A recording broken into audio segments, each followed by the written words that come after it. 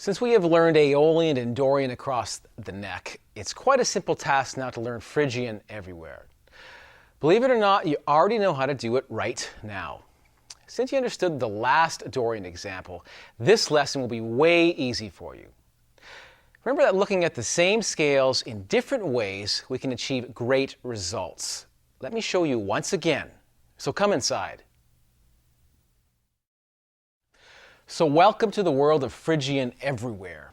Our first thing to understand is that if we start any major scale from the third note, we get a Phrygian scale.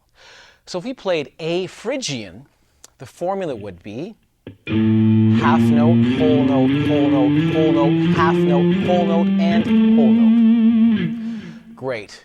Now let's play the major scale it actually came from. That would be F.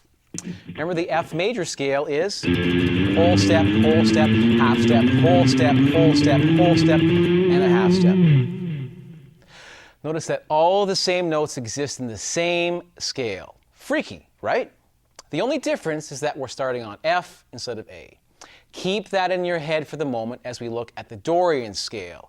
We'll keep it relative to our key, so the starting note will be G or the third fret. We played this before, and our formula will be whole step, half step, whole step, whole step, whole step, half step, and a whole step. Notice again that we have all the same notes except we started on the note G. Now for the trick once again. It's the chords that we play that outline the sound of our scale, just as in our last lesson on Dorian. We'll get more into this in the next part of the lesson, but I think you're starting to get the grasp of it, right? For now, realize that all the scales we just learned in one string are relative to each other. See you in 3.4 seconds. 1, 2, 3.4. So are you confused yet? I hope not. And if you are, this will help. Let's first play the simple Phrygian shape that you see on your screen from the note A on the 6th string.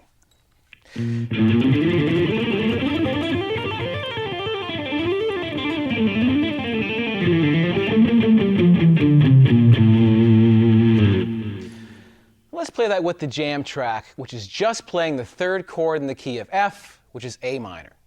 As we play, listen to the tonality of the scale.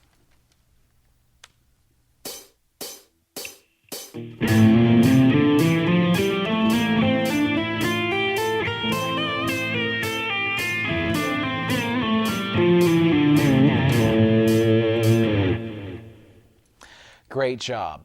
Now let's play F Ionian scale in position of the key. That would be on the note F or the first fret.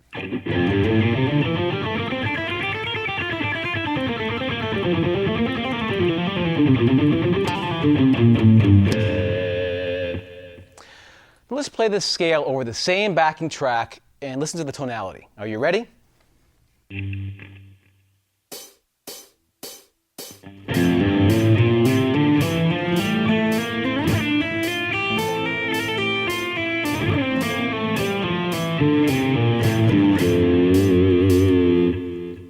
Okay, what did you notice?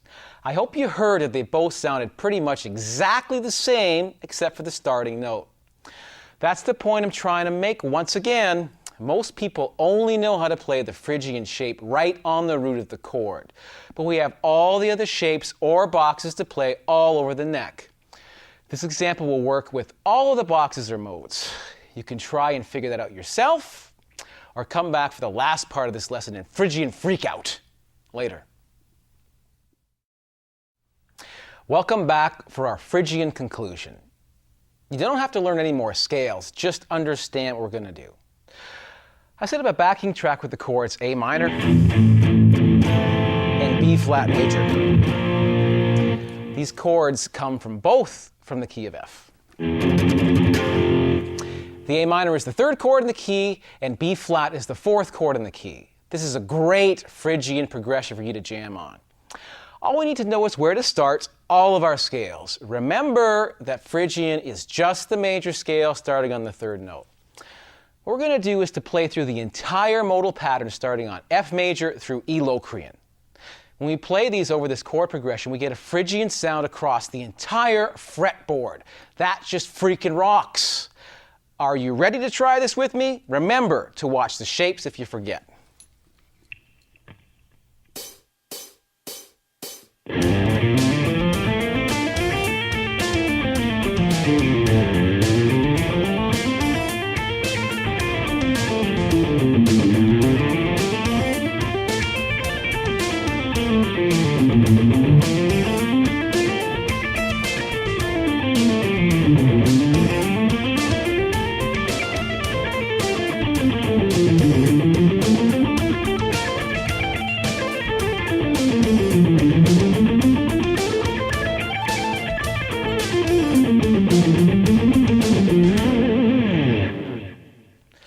You guys just rock.